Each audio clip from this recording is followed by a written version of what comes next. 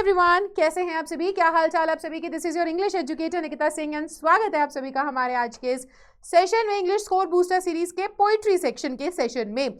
अब कल पेपर है, दुख दुख हो रही होगी, दिल में घबराहट हो रही होगी, नहीं समझ में आ रहा होगा मैम क्या करे क्या ना करे। कल पेपर होगा, इंग्लिश का थोड़ा सा लेंदी होता है ये सब्जेक्ट, खूब सारा लिखना पड़ता है, पेपर प्रेजेंटेशन समझ में नहीं आती है मैम, व्हाट टू डू। सबसे पहले मेरी बात सुनो, थोड़ा सा रिलैक्स करो, अच्छा जाएगा यार। तुम इतने बड़े बड़े महारथी हो जो कॉमर्स फील्ड के अंदर अकाउंटेंसी इकोनॉमिक्स जैसे सब्जेक्ट्स पढ़ ले रहे हो, जो साइंस फील्ड में फिजिक्स केमिस्ट्री मैथ्स जैसे सब्जेक्ट पढ़ रहे हो, जो केमिस्ट्री बायोलॉजी पढ़ ले रहा है, फिर वो इंग्लिश से इतना क्यों डर रहा है? आराम से टेंशन के बिना चिल होकर के जाओ, पेपर अच्छा जाएगा।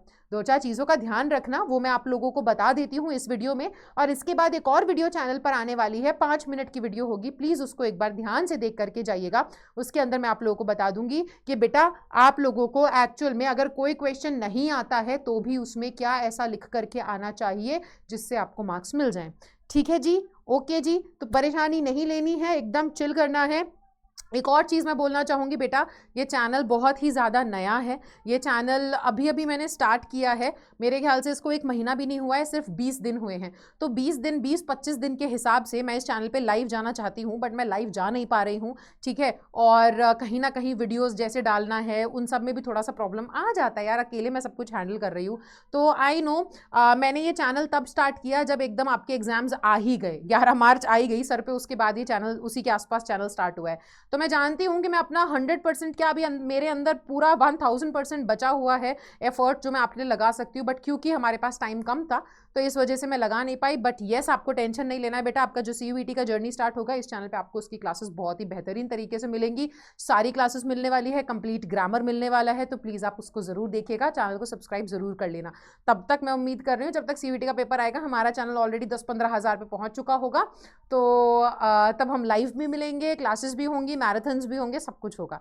चलो तो अभी हम शुरू करते हैं आज के सेक्शन को, आज के सेशन को, ठीक है। पोएट्री सेक्शन में सबसे पहली जो पोम है वो है my mother at 66, one of my favourite poems, भाई मेरी पर्सनल फेवरेट पोम है, बहुत प्यारी पोम है। इसके अंदर का मैसेज ऐसा है कि इस पोम को जब मैं पढ़ रही होती हूँ या जब मैं पढ़ा रही होती हूँ तो बहुत बार ऐसा हुआ है कि मेरी आंखों से आंसू टपक गए हैं, आंखें नम हो चुकी हैं इस पोम को पढ़ते वक्त, इस पोम को समझाते वक्त आंखों में आंसू आ जाते हैं, मन करता है कि जा करके एक बार मम्मी पापा को जोर से हक कर लिया जाए, क्योंकि इस पोम के अंदर का मैसेज ही कहीं ना कहीं ऐसा है। इस पोम में बात हो रही है एक ऐसी चीज़ के बारे में जिस पर ना तो आपका जोर है ना तो मेरा जोर चल सकता है, और वो है समय, और वो है समय की मार। अब समय तो बढ़ता चला जाता है, जहाँ पर हम छोटे छोटे बच्चे हुआ करते थे, आज हम भी इतने बड़े हो चुके हैं कि हम आप जैसे छोटे छोटे बच्चों को पढ़ा रहे हैं। तो इसी के साथ हमारे माँ बाप जो एक समय पर बहुत ही यंग हुआ करते थे, समय की वजह से चलते चलते वो भी बूढ़े हो गए हैं। और एक ऐसा कड़वा सच है जो मैं बोलना भी नहीं चाहती अपने मुंह से, पर वो दुनिया का, इस जिंदगी का, इस जीवन का अल्टीमेट ट्रूथ है कि जिंदगी में कभी ऐसा समय आएगा जहाँ पर शायद हमारे माँ बाप इस दुनिया में नहीं होंगे और वो दुनिया भी हमें देखनी पड़ेगी, है ना। तो इसी चीज़ के बारे में ये पोम बात करती है। मेरे को सीरियसली इस पोम को पढ़ाते वक्त बहुत ही ज़्यादा कई बार ऐसा फील होता है कि बहुत प्यारी पोम है। इस पूरी क्लास 12th की जो भी चैप्टर्स हैं उनका सिलेक्शन बहुत ही अच्छा है, तो बहुत ही प्यारी पोम है, इसको एक बार हम पढ़ते हैं। तो बेटा सबसे पहले पोम लिखी है कमला दास ने, बहुत ही प्यार से सोच समझ के इतनी प्यारी कविता लिखी है।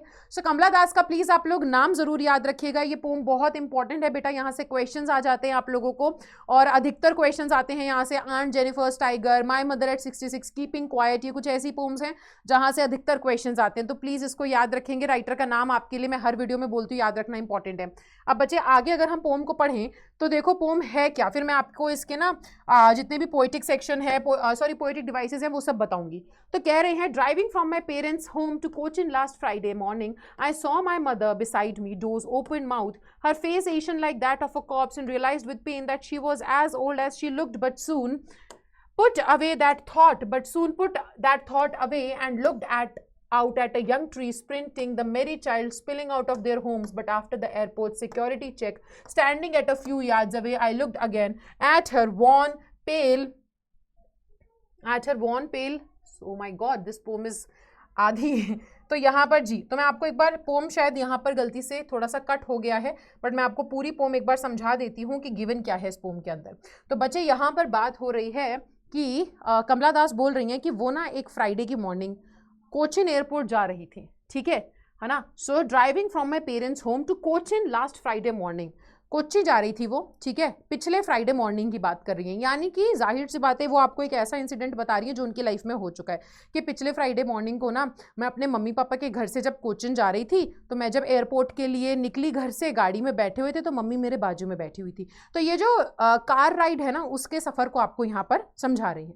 यहाँ पे ना मैं चैप्टर को पढ़ाने से पहले आपके सामने एक बात बताना चाहूँगी बेटा, कि देखो यहाँ होता क्या है ना कि जब हम बच्चे होते हैं तो हमारा माँ बाप का जो घर है वही हमारा घर होता है। मैं जब ये बात कह रही हूँ ना तो ध्यान से समझना इस बात को, हमारे माँ बाप का घर ही हमारा घर होता है जब हम बच्चे होते हैं। लेकिन जब हम कॉलेज में आते हैं, जब हम जॉब करने निकल जाते हैं इस दुनिया में, तो हमें ना अपना बसेरा कहीं और ढूंढना पड़ता है। अब बेशक मैं दिल्ली से हूँ, मैं दिल्ली की रहने वाली हूँ, लेकिन आज मैं अपनी जॉब के लिए बेंगलोर में हूँ। तो अब यहाँ पर यही मेरा घर बन चुका है। जब आप स्कूल में होते हो तो आप ट्यूशन जाओ या दोस्तों के साथ कहीं भी चले जाओ, तो आप जब कहते हो ना ये शब्द कि अब मेरे को घर जाना है, तो घर का मतलब वो जगह जहाँ पे आपके माँ बाप हैं, आप उनके साथ रहते हो। पर जब आप जॉब करने लग जाते हो ना, तो जब आप बोलते हो ना कि यार घर जा कर के ये काम करता हूँ, तो तब घर का मतलब ज़रूरी नहीं कि वही जगह हो जहाँ पे आपके माँ बाप हैं। तब आपके घर, ये जो शब्द है, इसके मायने बदल जाते हैं। घर आप उस जगह को कहते हो जहाँ पर अब आप रह रहे हो, चाहे फिर अब आपका एक्चुअल में जो घर है वो दिल्ली में ही क्यों ना हो। पर अगर आज मैं बैंगलोर में रह रही हूँ तो अब मेरा घर जो है बैंगलोर में है, जहाँ पे मैं अकेले रह रही हूँ। तो यहाँ पे ना ये रियलिटी है लाइफ की जो यहाँ पर हमें देखनी पड़ेगी, कि हमारे राइटर ने भी सबसे पहले यही बोला है, कमला दास ने, कि मैं driving from my parents house. अब वो माँ बाप का घर हो चुका है जहाँ पे उनके माँ बाप रहते हैं, ये तो अब कहीं और रहती हैं। तो जॉब के पर्पज से हो सकता है वो कोच्चि में रहती हूँ और कोचिन जा रही हूँ वापस से, छुट्टियों में अपने माँ बाप के घर पर आई हैं, ठीक है, और माँ बाप के साथ रही, अब वापस जा रही हैं। तो पिछले फ्राइडे को जब वो गाड़ी में बैठी थी और वापस कोचिन जा रही थी, तो उनकी मम्मी उनके बाजू वाली सीट पे बैठी हुई थी। जब उन्होंने अपनी मम्मी की तरफ देखा, तो जैसे उनकी नज़र अपनी मम्मी पे गाड़ी चलाते हुए गई, तो उन्होंने जब मम्मी को देखा तो उन्होंने रियलाइज़ करा कि यार मेरी मम्मी कितनी बूढ़ी हो चुकी हैं। और यहीं पे आपको समझने की ज़रूरत है बेटा कि ये जो रियलाइजेशन है ये ना अचानक से कभी हिट करता है हमको। ये कभी भी अचानक से एकदम से रियलाइज हो जाएगा आपको कि ओ माय गॉड टाइम कितनी जल्दी से गुजर रहा है। डे टू डे जिंदगी में, नॉर्मल लाइफ में, रोज़मर्रा की ज़िंदगी में हम ये चीज़ों का एहसास इतनी आसानी से कर नहीं पाते। अब देखो ना कहीं शायद वो पल कभी भी आ सकता है। वो पल हो सकता है तब आ रहा हो कि जब आप दिवाली के समय पर अपने घर की सफाई कर रहे हो और आप पापा को बोलो कि पापा चलो घर पे लाइट्स लगाते हैं, और पापा सीढ़ी चढ़ते वक्त घुटनों को पकड़े, वो बोले कि बेटा घुटनों में दर्द हो रहा है। या रात को अचानक से आप कभी बैठे हो, मम्मी एकदम किचन का काम करके आई और बैठी बाजू में, और वो बोले कि बेटा अब ना पैर बड़े दुख रहे हैं, अब खड़ा नहीं होया जाता इतने समय तक। तो यहाँ पे अचानक से ना ये एक मोमेंट होता है जहाँ पे आपको एकदम से रियलिटी हिट करती है और आपको लगता है कि यार ये माँ बाप एक समय पर मुझे अपने कंधे पे, अपने कंधों पे बैठा करके पूरे सड़क पे या मेले में घुमा लिया करते थे। आज ये ज़्यादा देर तक खड़े होने पे इनकी कमर में दुखता है, इनके पैरों में दुखता है। समय कितनी तेज़ी से बदल रहा है। हम बचपन में इतनी ज़्यादा उम्मीदों के साथ, बेसब्री के साथ बैठे थे कि हमें बड़ा होना है, जब हम बड़े हो जाएंगे तो हम ये करेंगे, कि उस बीच हम बड़े होने के बीच हम ये नहीं देख पाए कि हमारे माँ बाप के लिए भी तो वो समय गुजर रहा है। तो वो भी तो अब धीरे धीरे बूढ़े होते जा रहे हैं। और एक ऐसा समय आएगा कि बुढ़ापे का मतलब क्या होता है? बुढ़ापे का मतलब होता है बेटा कि बुढ़ापा बहुत ही फ्रेजाइल होता है। बुढ़ापा खूबसूरत नहीं होता, बुढ़ापा बहुत नाजुक होता है, बुढ़ापा बहुत ज़्यादा बदसूरत होता है। बुढ़ापा मतलब मौत के नज़दीक जाना, और यही हम नहीं रियलाइज़ कर पाते। और ऐसा ही एक मोमेंट हमारी कमला दास के पास आया कि जब उन्होंने रियलाइज़ करा कि यार मम्मी बाजू में बैठी, उनकी नज़र पड़ी तो उन्होंने एकदम से सोचा कि यार मम्मी कितनी बूढ़ी दिख रही है ना, चेहरे पे कितने रिंकल्स आ गए हैं, एकदम उनका जो फेस है, उनका जो शरीर है वो एकदम बेजान ऐसे लग रहा है, जैसे कि कंकाल, एक कॉर्प्स, एक डेड बॉडी होती है ना, बेजान एकदम वैसे ही दिख रही है मम्मी। और इसी के साथ हुआ क्या, इसी के साथ उनके जैसे, देखो ना कोई भी इंसान ना अपनी लाइफ में ये मानना नहीं चाहता, कोई अपनी लाइफ में इस बारे में बात नहीं करना चाहता। किसी को मजे नहीं आते इस चीज के बारे में बात करके। आई एम श्योर आपको भी नहीं आएंगे। क्या हमें मजे आते हैं सोच करके अरे मम्मी पापा एक दिन मर जाएंगे तो ऐसा करूंगा? नहीं, इस बारे में तो सोच करके ये ख्याल भी कभी गलती से अगर हमारे मन में आ जाए ना, तो हम मतलब समझ रहे हो ना, हम अंदर से एकदम ऐसे हो जाते हैं कि क्या सोच रहा हूं मैं, क्या हो गया मुझे, क्या सोच रहा हूं मैं। हम इस ख्याल को अपने दिमाग के आसपास अपने विचारों में भटकने भी नहीं देते। और ये ख्याल जब हमारे मन में आता है तो हम एकदम दर्द सा उठ जाता है मन में। और यही इनके साथ हुआ, जब इन्होंने अपनी मम्मी को देखा इनको लगा कि यार मम्मी कितनी बूढ़ी हो रही है, और बुढ़ापे का मतलब हम सब जानते हैं। तो इन्होंने क्या करा, तो इनको एकदम से ना रियलाइज हुआ, एक दर्द सा महसूस हुआ सीने में कि भाई वो बूढ़ी हो रही है, और वो पूरे तरीके से मतलब जितना एक इंसान बूढ़ा हो सकता है, she is that old now. और उन्होंने तुरंत क्या करा, देखो ये सोच करके ना किसी को भी इंजॉयमेंट तो आएगी नहीं, कोई इंजॉय तो करेगा नहीं, ये सोच करके आप उस दिमाग से उस ख्याल को निकालने की कोशिश करोगे। तो उन्होंने भी वही किया, इन्होंने एकदम से उस दिमाग में से ना ऐसे कि यार ये क्या सोच रही हूँ मैं, तो इन्होंने सोचा कि चलो मैं खिड़की के बाहर देखती हूँ। तो खिड़की के बाहर इन्होंने देखा छोटे छोटे पेड़ हैं जो दौड़ते हुए जा रहे थे। अब पेड़ दौड़ने का मतलब क्या है बेटा, यहाँ पर ना आपको एक पर्सोनिफिकेशन देखने को मिलेगा। यहाँ पे पेड़ों को हम दौड़ना कह रहे हैं कि वो दौड़ रहे हैं। तो पेड़ों को दौड़ते से का क्या मतलब है कि देखो जब आप गाड़ी आगे चलाते हो तो जो पेड़ हैं सड़क किनारे वो पीछे की ओर जाते हैं, तो ऐसा लगता है दौड़ते हुए पीछे जा रहे हैं। तो उसी को वो क्या बोल रही हैं, उसी को वो कह रहे हैं कि पेड़ ना स्प्रिंटिंग करते हुए नजर आ रहे थे। तो ये पर्सोनिफिकेशन है कि आपने एक पेड़ को जो कि एक ही जगह पे स्थिर रहता है, तो आपने उसको बोल दिया है कि वो दौड़ रहा है इंसान की तरह, तो पर्सोनिफिकेशन है। ठीक है, अब उन्होंने दूसरी तरफ क्या देखा कि जो छोटे छोटे बच्चे हैं वो घरों से ऐसे बाहर निकल रहे हैं, एकदम जैसे जैसे रायता फैल जाता है एकदम गिलास में से ऐसे बाहर फैल जाता है, बच्चे एकदम घर के दरवाजे से बाहर ऐसे निकल रहे हैं खेलते कूदते हुए। तो इससे हमें यह समझ में आ रहा है कि कहीं ना कहीं एक तरफ वो देख रही हैं कि एक तरफ वो ऐसे डिलेमा में फंस गई हैं। डिलेमा क्या, ऐसी सिचुएशन है जहाँ पे एक तरफ उनको उनको दिख रहा है अडोलेसेंट, या उनको दिख रही है मैच्योरिटी, उनको दिख रही है डेथ, उनको दिख रही है ओल्ड एज। वहीं पर उन्हें दूसरी तरफ देखने को मिल रहा है एकदम एकदम भरपूर जीवन जिंदगी जो है वो बच्चों के थ्रू उनको देखने को मिल रहा है कि उनके अंदर they are full of life, उनको देखने को मिल रहा है एनर्जी, उनको यंग एज देखने को मिल रही है। तो यहाँ पे ये कॉन्ट्रास्ट आपको दिखाया जा रहा है। फिर वो बोल रहे हैं कि जैसे ही हम कहाँ पहुंचे, एयरपोर्ट पहुंचे, तो एयरपोर्ट में सिक्योरिटी चेक होता है, तो आप जिसके पास एयरपोर्ट में टिकट है वही अंदर जा सकता है, बाकी सब लोग बाहर खड़े होकर उसे बाय करते हैं। तो वो कह रही है कि जब मैं एयरपोर्ट में सिक्योरिटी चेक के बाद अंदर जाने लगी ना, तो एक बार मैंने अपनी माँ को आखिरी बार मुड़ के देखा, बाय करने के लिए देखा होगा। और जब उन्होंने आखिरी बार, मेरे को सच में इतना अजीब लग रहा है ना ये पोम पढ़ाते हुए, क्योंकि आई फील लाइक ये मेरे साथ हो रहा है। क्योंकि कहीं ना कहीं जब मैं अपने घर से निकलती हूँ, तो जब मैं अपने मम्मी पापा को, मेरी कैब लेने आती है, मैं एयरपोर्ट जा रही होती हूँ वापस घर आने के लिए, तो मैं मम्मी पापा को लास्ट टाइम जब हक करती हूँ तो मुझे भी ये फील होता है कि अब पता नहीं 6 महीने बाद मिलेंगे, पता नहीं कब मिलेंगे। तो वही वाला एक फील है यहाँ पे कि वो देख रही होती हैं कि भाई मैं खड़ी हूँ यहाँ और कुछ दूर मेरी माँ खड़ी है, और वो लास्ट टाइम जब मम्मी को ऐसे मुड़ के देखती हैं तो वो देखते हैं कि उनका चेहरा जो है, एक समय पर देखो अपने माँ बाप की पुराने समय की जब फोटोज उठा करके देखो ना, तो मम्मी हमारी इतनी खूबसूरत, मतलब खूबसूरती की मूरत दिखती थी हमारी मम्मी अपने टाइम पर। हमारे पापा मतलब the हैंडसमेस्ट a person can be, वो उतने हैंडसम दिखते हैं, राइट। अगर आप उनकी पुरानी फोटोज उठा के देखो तो आपको लगेगा कि ओ माय गॉड, मेरे पापा भी अपने टाइम पे कितने हैंडसम हुआ करते थे, and our mothers used to be so beautiful. Like शायद ऐसा कोई मम्मी होंगी नहीं किसी बच्चे के पास, किसी की ऐसी मम्मी होंगी नहीं जो अपने समय आज भी बहुत सुंदर है, बट अपने टाइम पे they used to look so pretty, damn pretty यार। तो वो यही सोच रही होती कि यार मम्मी के चेहरे को एकदम से देखो ना क्या हो गया। जैसे जैसे चांद होता है ना, तो चांद की जो चांदनी होती है, जो रोशनी होती है, अगर वो किसी कोहरी रात में, जहाँ पे कोहरा हो रखा है, ऐसी रात में जब चांद चमचमा रहा हो तो उसकी रोशनी सही से नजर नहीं आती, धुंधली सी हो जाती है। तो वैसे ही माँ का चेहरा भी हो चुका है। तो वो यही बस यहाँ पे बात कर रही होती है, और उनके मन में इतना ज़्यादा दर्द उठता है कि वो बस जैसे तैसे उस दर्द को छुपाने के लिए, कि मम्मी को भी फील ना हो, और वो दर्द को छुपाने के लिए बस स्माइल करती हैं और अपनी मम्मी को बोलती है कि सी यू अगेन अम्मा, इस आस से कि शायद दोबारा हमारी मुलाकात ज़रूर होगी। और यहाँ पे चैप्टर ख़त्म होता है। तो बेटा यहाँ पर दोबारा से आप देख लीजिए कि जो आपके यहाँ पर यूज़ होने वाले आपके जो पोएटिक डिवाइसेस हैं वो कुछ इस तरीके से हैं कि यहाँ पे ना जब स्टोरी की स्टार्टिंग में हम देखें तो इंजैबमेंट हमें देखने को मिल रहा है, ठीक है, पूरी पोइट्री में।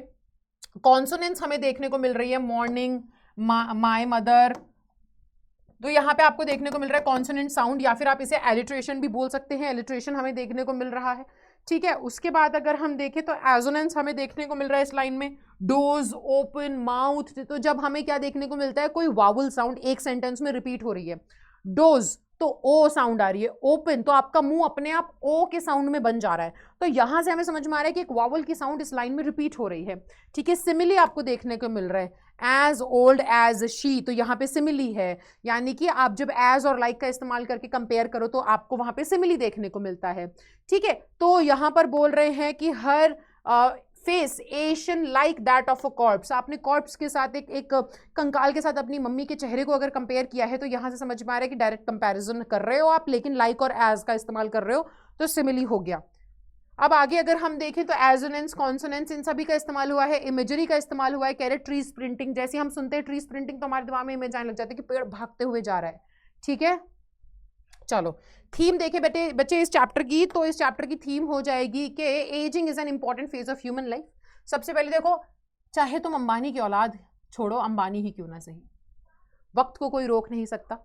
हर जो इस दुनिया में आदमी आया है उसको एक ना एक दिन जाना है, बुढ़ापा हर किसी को फेस करना है। आप चाहो जिंदगी में हमेशा ऐसे हुस्न परी जाने जहान रहो तो ऐसा नहीं होगा। तो एजिंग एक इंपॉर्टेंट फेज है ह्यूमन लाइफ में। एक पर्सन है ना enters his childhood, experiences youth when he is full of energy. आप जब बच्चे होते हो तो आप जवान होते हो, full of energy, dreams, luxurious, ये सारे जिंदगी के ऐशो आराम कमाने की आपके अंदर इच्छा होती है, एनर्जी होती है। पर फाइनली जब आप ओल्ड एज में पहुंचते हो तो आपको अल्टीमेटली डेथ के साथ मिलना होता है।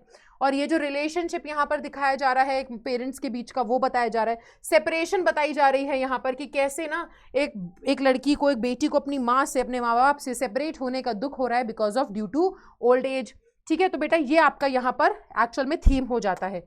पोएटिक डिवाइसेस मैंने डिस्कस कर ही लिया आपके साथ। Keeping quiet, this poem is written by Pablo Neruda, एक बहुत ही प्यारी सी पोम जिसके अंदर बात हो रही है किस चीज के बारे में, इंट्रोस्पेक्शन के बारे में। यहां पर मैं लिख देती हूं what is the word, the word is introspection. Introspection का मतलब क्या है बेटा, आत्मचिंतन। आत्मचिंतन का मतलब क्या होता है, देखो इस जिंदगी के अंदर ना हम इतनी ज़्यादा भागदौड़ भरी ज़िंदगी में फंस चुके हैं कि आज के ज़माने में हम ठहर करके सोचते ही नहीं हैं कि हम जो कर रहे हैं उसका परिणाम क्या मिल रहा है। आज के ज़माने को बोला जाता है कि ये जो समय है ये समय भरपूर है टेंशन से, एंजाइटी से, स्ट्रेस से, कट थ्रोट कंपटीशन से, डिप्रेशन से। अरे आजकल तो छोटे छोटे 10 साल के बच्चों को डिप्रेशन हो जा रहा है। They are suffering from anxieties, they are suffering from panic attack. आजकल के 15 साल के बच्चों को स्ट्रेस हो जा रहा है and this is not normal बेटा, this is not at all normal.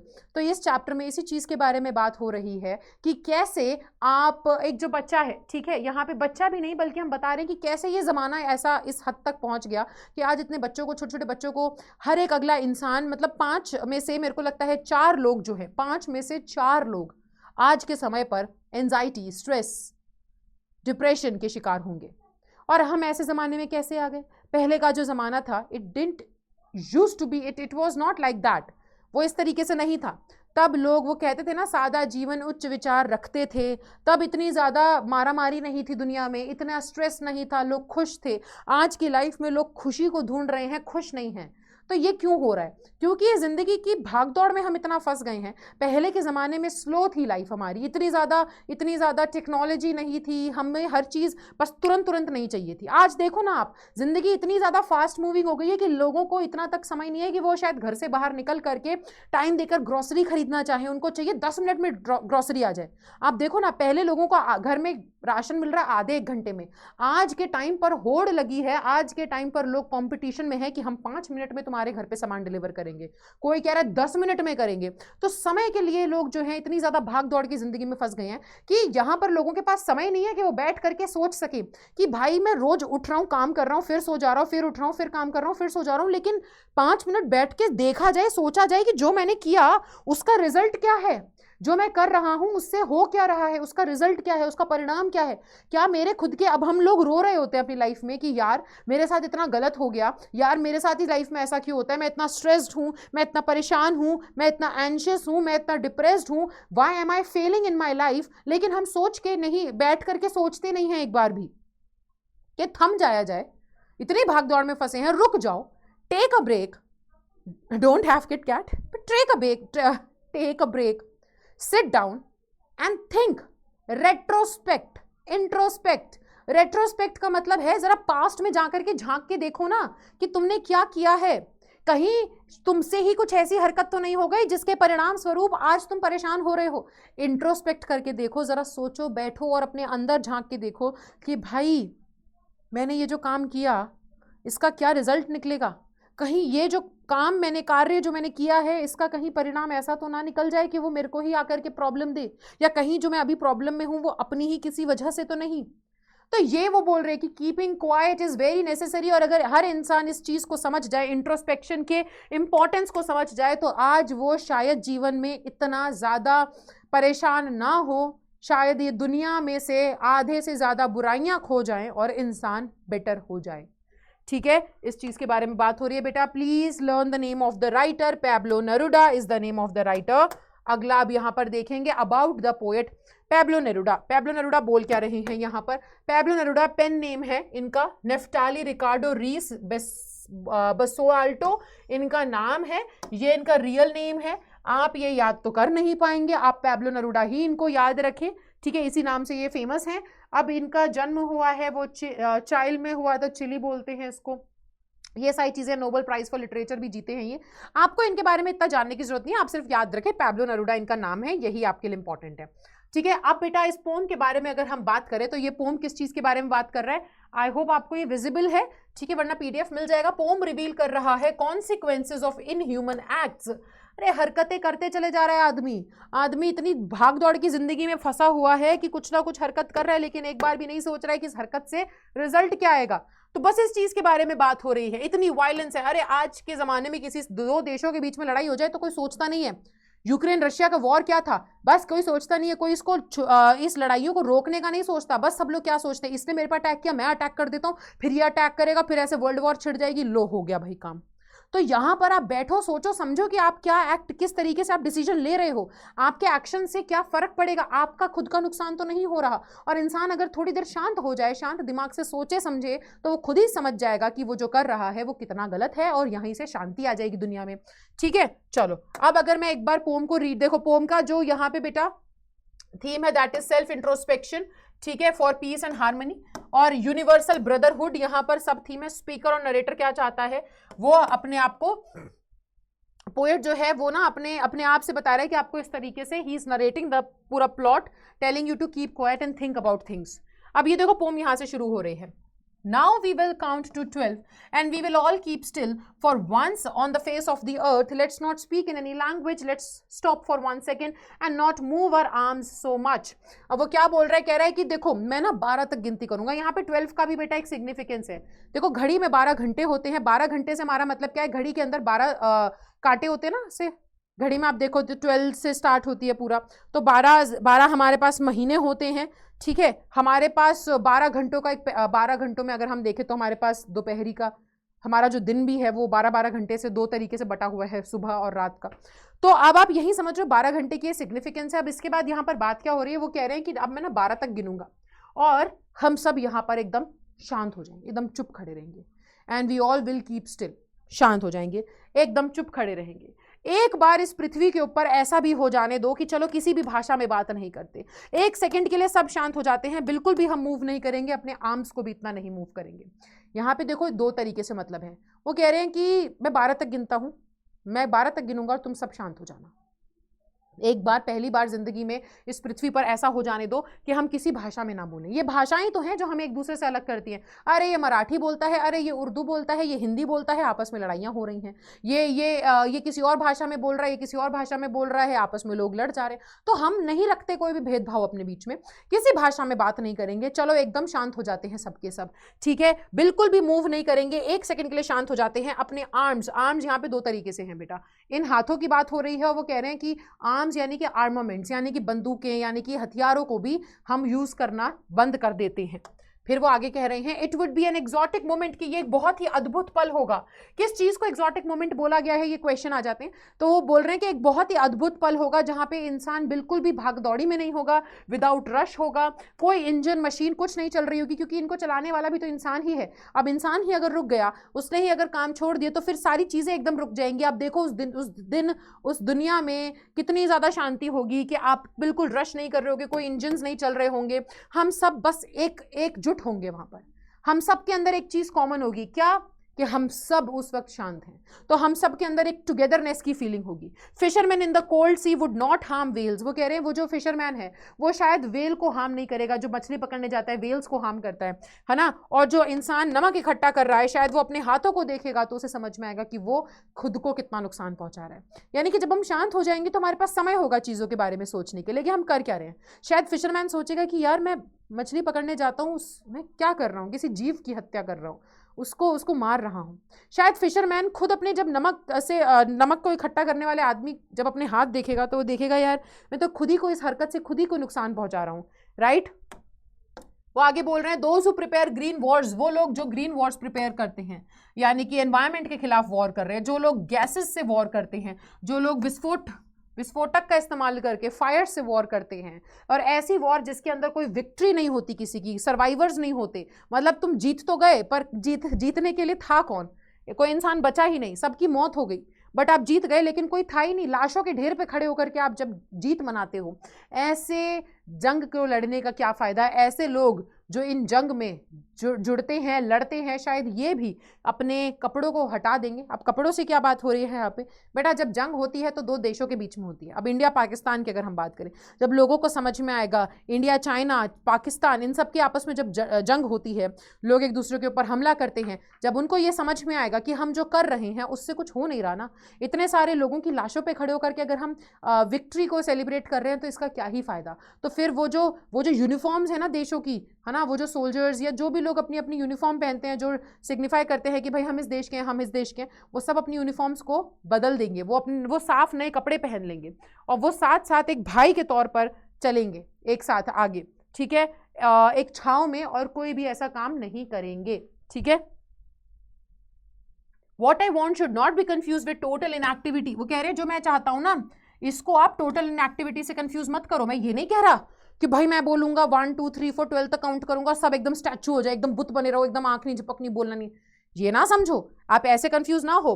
Life is what it is about, I want no truck with death. वो कह रहे हैं जिंदगी जो है वो तो है। मैं ये नहीं कह रहा कि मुझे बस लाशें चाहिए, सब एकदम बुत बन के खड़े हो जाएं, बिल्कुल हिले ना, मेरे को ट्रक भर के लाशें चाहिए, ना ना ना, मुझे ये नहीं चाहिए। बल्कि वो कह रहे हैं what I want should not be confuse. हाँ, वो कह रहे हैं कि if we were not so single minded about keeping our lives moving and for once could do nothing, perhaps huge silence might interrupt with sadness. वो कह रहे हैं कि मैं ये देखो, अब हम ना इतने ज्यादा सिंगल माइंडेड हैं, हमारे दिमाग में इतना एम बन चुका है कि हमें पता है बस हम एक चीज को ठान लिए हैं, अब उसी को करना है, आगे चले जा रहे हैं, इधर उधर देख नहीं रहे कि उससे हो क्या रहा है। भैया हम जो काम कर रहे हैं उससे रिजल्ट क्या आ रहा है, हमें तो कहीं मुश्किल तो नहीं हो रही है, हम तो अपने आप को हार्म नहीं कर रहे हैं, हम ये चीजें सोच ही नहीं रहे। हम बस एक आगे नजर रखते हुए चलते चले जा रहे भाई पीछे कितना हम नुकसान कर रहे हैं लोगों का, उस चीज के बारे में हम सोच नहीं रहे हैं। तो अगर हमारी जिंदगी शायद इतनी नहीं होती ना, ये ऐसे भागदौड़ से भरी हुई नहीं होती, तो शायद आज जो इंसान है ना वो इतना परेशान नहीं होता, शायद वो इतना सैड नहीं होता, ठीक है। कि आज हम लोग परेशान है ना कि of never understanding ourselves end of threatening ourselves with death. आज हम इतने परेशान है ना कि हम बोलते हैं कि यार मेरे साथ ही ऐसा क्यों होता है, मेरे को कोई समझ नहीं पा रहा है, हम खुद को नहीं समझ पा रहे, मेरे साथ ऐसा क्यों हो रहा है यार, मैं समझ नहीं पा रहा हूँ। हमारे अंदर सुसाइडल थॉट्स जो आते हैं वो सब इस वजह से होता है क्योंकि हम शांत नहीं है, हम अपने मन को शांत नहीं कर रहे हैं, हम जिंदगी में रुक करके ठहर करके देख नहीं रहे हैं अपने आसपास। और जिस दिन हम रुक जाएं, ठहर जाएं और सोचें तो उस दिन हमें खुद इन सवालों का जवाब मिलेगा, ठीक है। तो यहां पर इस चीज के बारे में बात हो रही है। Perhaps the earth can teach us, वो कह रहे हैं शायद पृथ्वी हमें सिखा सकती है कि जब हमें लगता है ना हर एक चीज मर चुकी है, जब सर्दियों का मौसम आता है तब आप देखना चिड़िया चहचहाने वाली जितने भी हमारे जानवर होते हैं वो सब अपने बिल में घुस जाते हैं। पूरी पृथ्वी जो है कहीं ना कहीं सर्दियों के मौसम में बर्फ से ढकी होती है, आपको वहां पे जानवर, पेड़ों पे पत्ते, ऐसा कुछ नहीं देखने को मिलेगा। उस वक्त लगेगा पृथ्वी मानो जैसे मर सी गई हो। लेकिन वो उस समय के बाद देखो ना लास्ट में क्या प्रूव करती है भाई, सर्दियों के बाद बसंत ऋतु जब आता है तो वहां पर पृथ्वी प्रूव करती है कि नहीं मैंने ब्रेक लिया था, मैं वापस से आती है, दोबारा से ब्लूम करती है, खिल उठती है। तो वो यही बोल रहे हैं कि अब मैं 12 तक गिनती करूंगा और आप सब शांत रहिएगा और मैं चला जाऊंगा। तो बस वो हमें शांत रहने को कह रहे हैं। बेटा यहाँ पर अगर देखा जाए तो यहाँ पर हमारे पास जो फिगर ऑफ स्पीच है क्या है, एलिट्रेशन का इस्तेमाल किया है, वी विल, वी वुड, यहाँ पे सब एलिट्रेशन है। Repetition, without rush, without engine, without word use किया है बार बार। इमेजरी, जब हम कोल्ड सी पढ़ रहे हैं तो हमारे दिमाग में समुद्र की एक इमेज आ रही है। सिंबल, अर्थ को यहाँ पर यूज किया गया है। राइम स्कीम यहाँ कुछ है नहीं क्योंकि ये फ्री वर्ड्स में लिखी हुई पोम है। अगली, a thing of beauty written by John Keats. बच्चे जॉन कीट्स का नाम जरूर याद रखिएगा, बहुत ही एक रोमांटिक पोएट है। अपने एरा के 26 साल की उम्र में इनकी मृत्यु हो गई थी, 26 साल की उम्र में इनकी डेथ हो गई थी। तो बहुत ही ज़्यादा यंग एंड काफ़ी सेलिब्रेटेड पोएट हैं। इन्होंने लिखी है ये poem a thing of beauty, बहुत ही प्यारी सी पोम है। यहाँ पर वो इस पोम के अंदर बता रहे हैं कि भाई देखो एक खूबसूरती जो एक ब्यूटी की, यहाँ पे ना वो ये नहीं कह रहे कि क्या चीज़ ब्यूटीफुल है, वो कह रहे हैं कोई भी चीज़ जिसको तुम सुंदर मानो। ब्यूटी एक ऐसा वर्ड है जो बहुत सब्जेक्टिव है। सब्जेक्टिव का मतलब पर्सन टू पर्सन डिपेंड करता है, आपके ऊपर निर्भर करता है आप किस चीज को सुंदर मानते हैं। जरूरी नहीं जिस चीज को आप सुंदर मानते हो वही सेम चीज मेरे लिए भी ब्यूटीफुल हो, जरूरी नहीं जो मेरे लिए ब्यूटीफुल है वो आपके लिए ब्यूटीफुल हो, ठीक है। पीपल माइट फाइंड, बहुत एक एग्जाम्पल दे रही हूँ सिंपल सा, किसी को एक छोटा सा पपी हो सकता है वो बहुत ही ब्यूटीफुल लगे, बहुत क्यूट लगे, बट जरूरी नहीं एक दूसरा इंसान को वही पपी क्यूट लगे, वो बोले नहीं यार क्या तुम्हें इसमें अच्छा लगता है, मुझे तो ये जानवर नहीं पसंद। सो आप समझ रहे हो कि ब्यूटी एक बहुत ही सब्जेक्टिव चीज है। तो हमारे राइटर यहाँ पे यही बता रहे हैं कि थिंग ऑफ ब्यूटी, अब थिंग ऑफ ब्यूटी होती क्या है? कोई भी चीज जिसको तुम सुंदर मानते हो ना उसके अंदर ये कुछ खूबियां होती हैं। वो कह रहे हैं thing of beauty is a joy for ever, its loveliness increases, it will never pass into nothingness but will keep a bower quiet for us and a sleep full of sweet dreams and health and quiet breathing. अब वो कह रहे हैं एक जो सुंदर चीज होती है ना वो हमें एक ऐसी खुशी देती है जो हमेशा रहती है, जॉय फॉर एवर, एक ऐसी खुशी जो हमेशा रहेगी। मैं आपको एक सिंपल सी बात बताती हूँ, देखो खूबसूरत पता है क्या होती है? खूबसूरत होती है बचपन की वो यादें। आप जीवन में कितने ही बड़े हो जाओ, 12th में हो, कॉलेज में जाओगे, जॉब करोगे, तो जब भी उन पुराने दोस्तों से मिल बैठोगे ना, ये जिस मोमेंट को अभी आप जी रहे हो ना यही मोमेंट आपके लिए मेमोरी बनने वाला है। जब आप बड़े हो जाओगे आप इन्हीं पलों को याद करने वाले हो, और ये पल ऐसे पल हैं कि जब जब आप इनको याद करोगे तो बेटा ऐसा नहीं है कोई इकोनॉमिक्स वाला बच्चा होगा तो वो समझ पाएगा कि इसकी यूटिलिटी डिक्रीज हो जाती है। नो, थिंग ऑफ ब्यूटी, कोई भी खूबसूरत, अब किसी के लिए ये यादें खूबसूरत हैं, तो जब भी आप इन चीज को याद करोगे ये हमेशा आपको खुशी देंगे। आप जब जब अपने दोस्तों से मिलोगे आपको हमेशा खुशी मिलेगी। आप जब जब डिप्रेस्ड होगे आप इस चीज़ के बारे में सोचोगे, इन यादों को याद करोगे तो आपको हमेशा खुशी मिलने वाली है। तो इनसे, इनकी सुंदरता, इन मोमेंट्स की, इन यादों की, इन इसकी खूबसूरती, इससे मिलने वाली खुशी, इसकी सुंदरता कभी भी डिक्रीज नहीं होती बल्कि हमेशा इंक्रीज होती है। कभी भी इनकी खूबसूरती डिक्रीज होकर के जीरो नहीं हो जाती, ये हमेशा बढ़ती चलती है। ऐसा नहीं कि किसी चीज़ की खूबसूरती, अब जैसे एक गुलाब है, एक गुलाब को आपने देखा, अब आप बोलो ये तो बहुत सुंदर है, लेकिन कुछ दिन बाद वो गुलाब जो है मुरझा जाएगा, सूख जाएगा, खत्म हो गया, सड़ गया। तो ये ऐसी खूबसूरती नहीं है। ये बोल रहे हैं कि चीजें जो है ना खूबसूरत है वो उसकी खुशी हमेशा रहेगी, उसकी खूबसूरती कभी भी जीरो नहीं होने वाली, हमेशा बढ़ती चली जाएगी। और ये क्या करते हैं, ये ना हमें एक ऐसा बावर यानी कि एक ऐसा शेड देती है, जैसे पेड़ की छांव होती है ना, कह रहे एक ऐसा शेड हमें देती है जिसके अंदर इन खूबसूरती की चीज़ों से हमें बहुत प्यारी मीठी मीठी नींद आती है, जिसमें मीठे मीठे सपने होते हैं, हेल्थ मिलती है, ठीक है। बावर देखो हम एक शेडी प्लेस को कहते हैं। आगे वो कह रहे हैं यहाँ पे लिटरेरी डिवाइस बेटा एलिट्रेशन का यूज हुआ है, ठीक है। जब आप स्लीप और स्वीट बोल रहे हो तो मेटाफर यूज हुआ है, क्वाइट, बावर क्वाइट को हम यहाँ पर कंपेयर कर रहे हैं ब्यूटीफुल थिंग के कामिंग इफेक्ट से। जैसे आप धूप में चल रहे हो रेगिस्तान में और अचानक से आपको वो मिल जाए ना पेड़ की छांव, तो कितनी राहत मिलती है, वैसे ही सुंदर चीजें हमें राहत देती हैं, ठीक है। वो कह रहे हैं कि इसीलिए हम क्या करते हैं, रोज सुबह, एवरी मॉरो यानी कि रोज मॉर्निंग में हम उठते हैं और दोबारा से ये जो अर्थ है ना उसके साथ एक हम धागा, जैसे धागे में आप मोतियों को या फूलों को पिरोते हो ना जिससे आपका दोबारा से कनेक्शन बनता है, तो ऐसे ही हम क्या करते हैं, हम सुबह उठते हैं, जब आप उठते हो रात को आप सोने चले जाते हो, आप उठते हो पृथ्वी पे जैसे ही अपने पाँव टच करते हो दोबारा से ये कनेक्शन चालू हो जाता है। आप दिन भर में कितनी सारी चीजें देखते हो जो आपको खूबसूरत लगेंगी, तो कह रहे हैं कि इसी तरीके से हमारा एक कनेक्शन दोबारा से चालू हो जाता है। Spite of despondence of the inhuman dearth, कि बेशक इस दुनिया में कितनी ही ज़्यादा डिसअपॉइंटमेंट्स यानी कि डिसअपॉइंटमेंट्स हों, कितनी ही ज़्यादा आपको लगेगा ऐसी ऐसी चीज़ों को सुन करके, ऐसी ऐसी खबरों को सुन करके आपको लगेगा ज़िंदगी में यार कि कुछ बचा ही नहीं है, लोगों के अंदर कितनी ज़्यादा इंसानियत मर चुकी है, कितने बेरहमी से लोग काम करने लग गए हैं आजकल, ठीक है ना।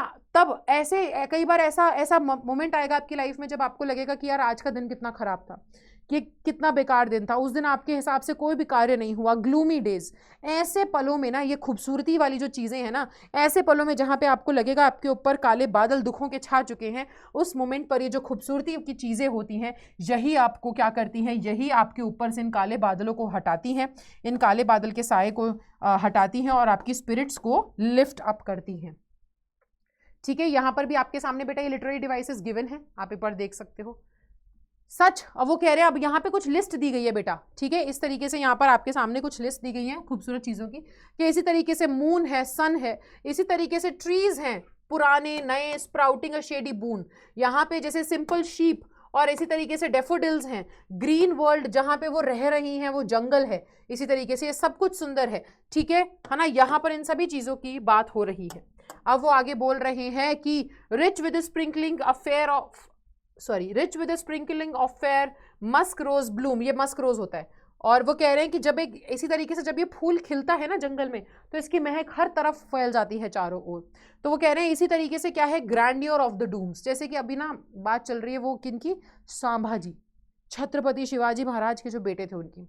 अब देखो ना ये क्या है, यही तो शान है कि कुछ लोग जो आज इस जिंदगी में है भी नहीं, उन लोगों की जब हम वीर गाथाएं सुनते हैं तो उसमें भी खूबसूरती है। आपको आपका दिल जो है वो एकदम से स्पिरिट्स आपकी हाई हो जाती है, आप एकदम से आपके अंदर वो जज्बा आ जाता है। तो यही तो ग्रैंडियर है, वह यही तो आप है ना, we have imagine for the mighty dead all lovely tales that we have heard, वो सारी कहानियां जो आपने सुनी है, ठीक है, ये सारी क्या है, इन सब से खूबसूरती ही तो निकल रही है। और ये खूबसूरती जो है ये एक इस तरीके का फाउंटेन है जो भगवान के घर से, स्वर्ग से हमारे लिए आया है, इस तरीके से आपको यहाँ बताया जा रहा है। ठीक है बेटा, ये आपके सामने फिर से दोबारा कुछ लिटरेरी डिवाइसेस हैं। अब फोर्थ पोम है road side stand written by Robert Frost.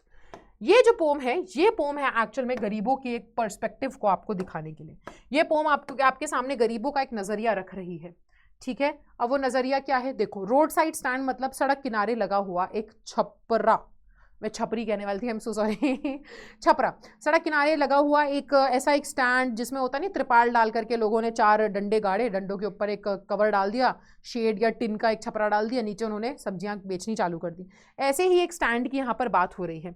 तो यहाँ पर ना एक्चुअल में गरीब लोगों के साथ कितनी गरीबी है और कैसे जो अमीर प्रिविलेज लोग हैं वो इनका फ़ायदा उठाते हैं, ना कि इनकी हेल्प करने, मतलब हेल्प करते नहीं है, इनका फ़ायदा उठाते हैं। तो इसी चीज़ के बारे में बता रहे हैं रॉबर्ट फ्रॉस्ट, यहाँ पर खुद इन गरीबों की आवाज़ बनकर के आपके सामने आए हैं, ठीक है। इस पोम की थीम क्या है, क्रिटिसिज्म ऑफ अनइक्वल सोसाइटी, कैसे सोसाइटी इक्वल नहीं है, कहाँ कितना तो यहाँ पर रिच एंड पुअर के बीच में डिवीजन है, जो गरीब है वो बहुत ही गरीब है, जो अमीर है वो बहुत ही अमीर है। यहाँ पर वो दिखा रहे हैं कि कैसे ये जो गरीबों की आस है ना वो हमसे बहुत ज़्यादा है और हम उनकी बिल्कुल भी मदद नहीं कर रहे हैं, जबकि हमारे पास पैसा वैसा सब होते हुए भी, ठीक है। और कैसे इनका एक्सप्लॉयटेशन होता है। देखो पोम एनालिसिस आप एक बार देख लो, 56 लाइंस हैं, डिवाइडेड इन 6 स्टैंजास, ये पोम एनालिसिस यहाँ गिवन है। देखो, the little old house was out with a little new shed in front at the edge of the road where the traffic sped. A roadside stand that too pathetically pled it would not be fair to say for a dole of bread, but for some of the money, the cash whose flow supports the flower of cities from sinking and withering faint. वो कह रहे हैं कि देखो, एक ना घर के बाहर एक छोटा सा नया छपरा लगा दिया गया था, एक इस तरीके से एक शेड लगा दिया गया था, ठीक है, वहां पे लगाया गया था, इसे सड़क किनारे। अब आप इमेजिन कीजिए एक घर है, आप इमेजिन कीजिए बेटा, ये घर है, घर के बाहर इन्होंने ना क्या किया, इन्होंने घर के बाहर ऐसे तंबू लगा दिया है, ठीक है, इस तरीके से इन्होंने क्या करा है, एक तंबू लगा दिया है और तंबू के नीचे यहाँ पर एक टेबल रखा हुआ है, ठीक है। इस टेबल पे बहुत सारी ये इन्होंने तंबू लगा दिया है, इस टेबल के नीचे, इस टेबल पे बहुत सारा सामान रखा है बेचने के लिए, और यहीं से घर के बाहर से एक ऐसे रोड गुजर रही थी,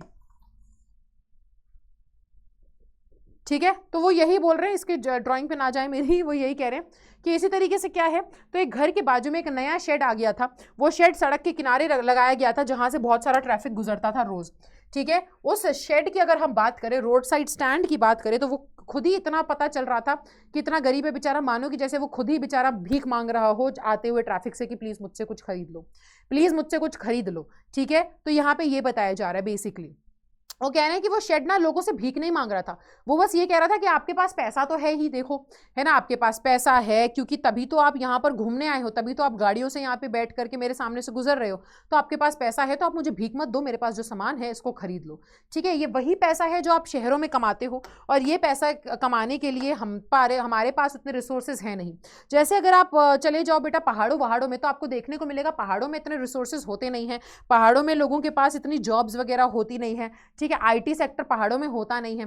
तो यहाँ पर जब लोग हैं, जब लोगों के पास पैसा है, जब लोग आते हैं, मैं आपको एक सिंपल एग्जांपल दूं, दिवाली के समय पर कुछ लोग बोरी बिछा करके वहां पर दिए बेच रहे होते हैं। लेकिन आज के ज़माने पर लोगों के पास पैसा है तो लोग क्या करते हैं, वो बड़े बड़े मॉल में जाकर के दिवाली की शॉपिंग करते हैं, वो बड़ी बड़ी जगहों पर जाकर दिवाली की शॉपिंग करते हैं। अरे भाई, आप ऐसे इंसान को पैसा दे रहे हो जिसके पास ऑलरेडी पैसा है। आप जरा आओ, सड़कों पर उतर करके देखो, रोड के किनारे ये बूढ़े बूढ़े, है ना, एक बूढ़ा कपल बैठ करके बेचारा वो शायद वहां पर मिट्टी के दिए बेच रहा है और इतने सस्ते में बेच रहा है। आप जाकर के 50 रुपए का एक सामान खरीद रहे हो, आपको 5 रुपए में वहां 50 दिए अगर मिल जाए, तो लोग वहां नहीं जा रहे हैं। तो वो यही कह रहे हैं कि इससे हमें समझना चाहिए, यही चीज देखनी चाहिए कि भाई वो जो इन्होंने रोड साइड स्टैंड लगाया था वो गरीब बस यही कह रहा था कि आपके पास तो पैसा है, आप तो गाड़ियों में बैठ करके आगे निकल जा रहे हो, आपका दिमाग जो है बस डेस्टिनेशन पे है, आप जहां से निकले हो, शायद आप घर से मनाली जाने के लिए निकले हो तो आप मनाली को दिमाग में रखते हुए आगे चलते चले जा रहे हो, पर आप एक बार भी नहीं देख रहे कि सड़क के किनारे, है ना, एक कोई दुकान लगी है, वहां से कुछ खरीद लिया जाए। आप जाओगे, आपके पास पैसा है तभी तो आप यहां तक आए हो। आप जाओगे बड़ी बड़ी दुकानों में जाकर के बैठोगे, चाय पियोगे, आप यहां पर ही आ जाओ। कुछ ये जो पैसा आप अपने शहरों में कमा रहे हो अगर हमारे पास आएगा तो हमारी भी जीवन सुधर पाएगा, हमारे साथ भी कुछ अच्छा हो पाएगा। तो वो यही बताने की यहाँ पर बात कर रहे हैं। वो कह रहे हैं कि अगर ये लोग रुक भी जाते हैं ना हमारे पास, तो ये लोग रुक करके कहते क्या है, ये लोग हमारे पास रुक भी जाएंगे तो हमें गालियां देते हैं, कहते देखो कितना सुंदर सा नजारा है, यहाँ पे तुमने अपनी गंदी सी दुकान लगा करके इस नजारे को बिगाड़ दिया है। अरे कोई आकर के बोलेगा कि तुम्हारा नॉर्थ का साइन उल्टा लटका हुआ है, तुम्हारा साउथ का साइन उल्टा लटका हुआ है, लेकिन कोई ये नहीं देखता कि हम उनको बेचने के लिए क्या क्या ऑफर कर रहे हैं। कोई आकर के हमसे दाम नहीं पूछता इन सब चीजों के, लेकिन आकर के हमें उल्टा सीधा जरूर बोला जाता है। ठीक है, वो कह रहे कि तुम्हारे पास तो पैसा है, फिर तुम इतने मीन क्यों हो रहे हो, फिर तुम इतने इतने इतने ज्यादा मतलबी क्यों हो रहे हो। ठीक है, इन सब चीजों की बात हो रही है। वो कह रहे हैं कि देखो यहाँ पर ना सिर्फ इनके साथ हम ही लोग नहीं, वो कह रहे हैं यहाँ पर बल्कि इन लोगों के साथ जो बड़े बड़े पॉलिटिशियंस होते हैं वो भी धोखा करते हैं, वो भी इनके पास आते हैं, इनके विचारों के सीधेपन का फायदा उठाते हैं, कहते हैं कि हम तुम्हारे लिए ये कर देंगे, वो कर देंगे, मॉल बना देंगे, तुमको पूरे दिन काम नहीं करना पड़ेगा, दिन भर आराम करना तुम। तो कह रहे कि अगर हम दिन भर आराम करेंगे तो फिर क्या करें, रात में क्या करेंगे हम, तुम हमारे सोने जागने का पैटर्न बदलना चाहते हो, तुम हमें इतने ऊंचे ऊंचे सपने दिखाते हो पर हमारे लिए कुछ होता नहीं है। तो यहाँ पर वो इस तरीके से बोल रहे हैं कि अल्टीमेटली क्या होता है बेटा, अल्टीमेटली हमारे राइटर साहब खुद कूद जाते हैं और वो खुद बीच में आकर के बोलते हैं कि भाई मुझे बहुत बुरा लग रहा है, मेरे को बहुत बुरा लग रहा है इन बेचारों के लिए कि इनके ये जो लालची लोग हैं, पॉलिटिशियंस वगैरह, ये आकर के इनसे अपना मतलब पूरा करवा लेते हैं, लेकिन इनकी कोई गुहार सुन नहीं रहा है। अगर मेरे पास पैसा होता तो मैं एक बार में एक झटके में सारा पैसा इनको दे देता, लेकिन मेरे पास इतना है नहीं, और अगर मैं दे भी दूं इनको तो वो पैसा कहीं ना कहीं कभी ना कभी इनके लिए खत्म हो जाएगा। तो हमें इनके लिए एक सोर्स इनकम सोर्स इनके लिए जनरेट करना पड़ेगा ताकि इनके पास पैसा आता रहे। तो इसलिए हमें यहाँ पर वो जो है ना बेसिकली इस पोम में बेटा गरीबों की ही आप तक गुहार जो है वो पहुंचा रहे हैं। ठीक है, सो ये बेसिकली बेटा पूरी पोम है। अब अगर हम यहाँ पे पोएटिक डिवाइसेस देखें तो ये पोएटिक डिवाइसेस हैं, मेटाफर हुआ है यहाँ पर यूज, ट्रस्टिंग सॉरो ये मेटाफर हो गया, एलिट्रेशन है यहाँ पर, greedy good doer, beneficent beast, personification है कि रोड साइड स्टैंड खुद ही भीख मांग रहा है, तो ये पर्सोनिफिकेशन हो गया, रोड साइड स्टैंड कैसे भीख मांग सकता है। ऑक्सीमोरॉन, ग्रीडी भी बोल दिया, गुड डूअर भी बोल दिया कि तुम तो भला करने वाले लालची आदमी हो, है ना। तो यहाँ पे दो ऑपोजिट वर्ड साथ में आ गए। अब last poem on Jennifer tigers written by Adrienne Rich, ये पोम के बारे में एक बार हम पढ़ लेते हैं। एड्रियन रिच ने ये पोम लिखी है, बहुत ही प्यारी पोम है और ये एक इंपॉर्टेंट पोम में से एक हो जाती है बेटा। अब देखो राइम स्कीम जो है, इस पोम की थीम जो है फेमिनिज्म है।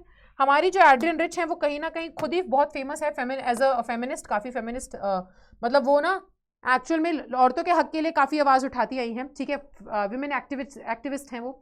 मेल शॉविनिज्म के अगेंस्ट यहाँ बात हो रही है। मेल शॉविनिज्म यानी कि पुरुष प्रधान सोच के बारे में। लोग सोचते हैं कि पुरुष प्रधान है, जब एक घर में शादी हो गई है तो औरत को दब के रहना पड़ेगा, पुरुष के हिसाब से रहना पड़ेगा, जैसा वो कह रहा है उसे घर के सारे काम करने पड़ेंगे। औरत से कितना कुछ एक्सपेक्ट किया जाता है और इतनी सारी रिस्पॉन्सिबिलिटीज उसके ऊपर आ जाती है, इतना सारा परेशानी उसके ऊपर आ जाती है, इतनी ज़्यादा दब के रहने लग जाती है बेचारी, इतनी ज़्यादा, मतलब आप समझ रहे हैं कि खुद की इच्छाएं, खुद के सपने सबका गला घोट लेती है, वो डर के रहने लग जाती है।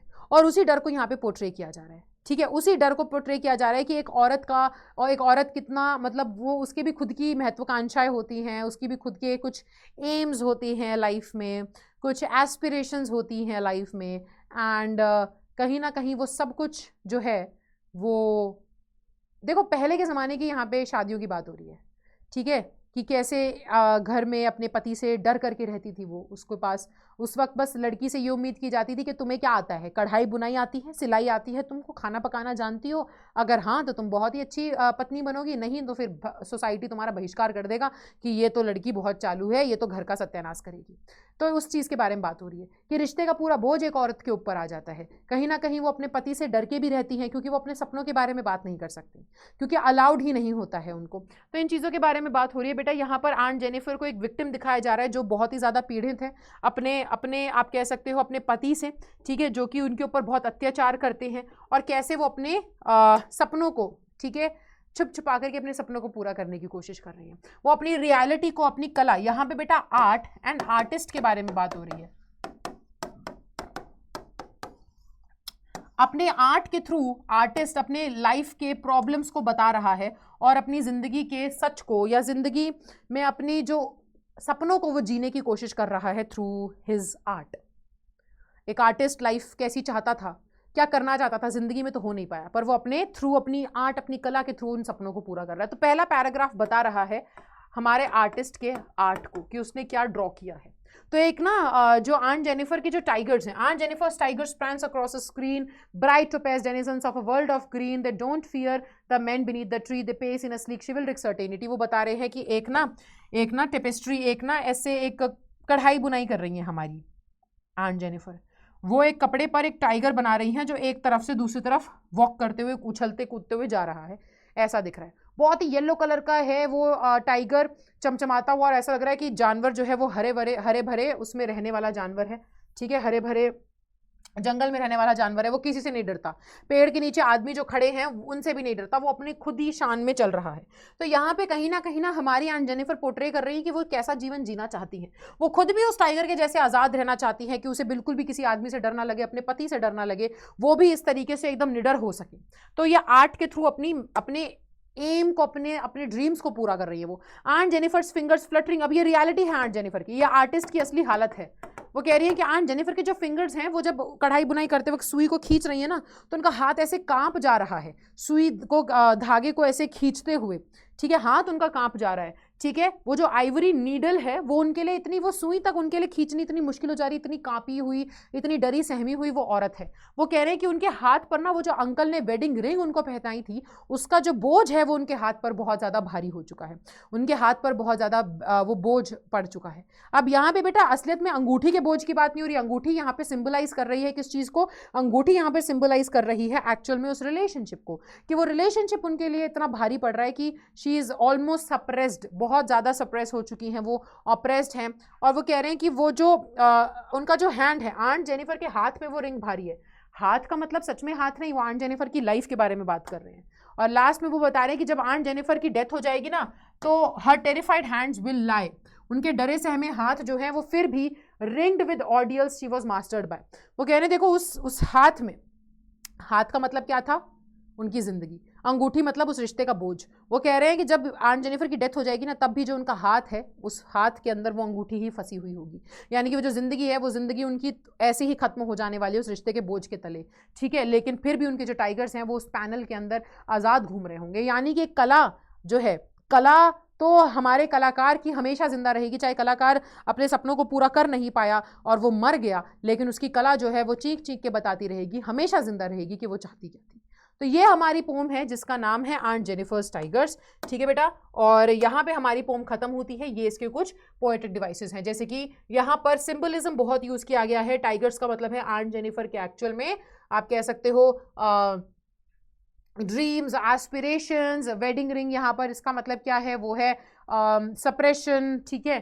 तो यहाँ पे ये सब यहाँ पे आप यूज कर सकते हैं आपके गिवन सिंबल्स। एंड ये था आज का लेक्चर। आई होप आपको अच्छा लगा होगा बेटा। इसकी जो पीडीएफ है आपको दोबारा से बता रही हूँ, इंग्लिश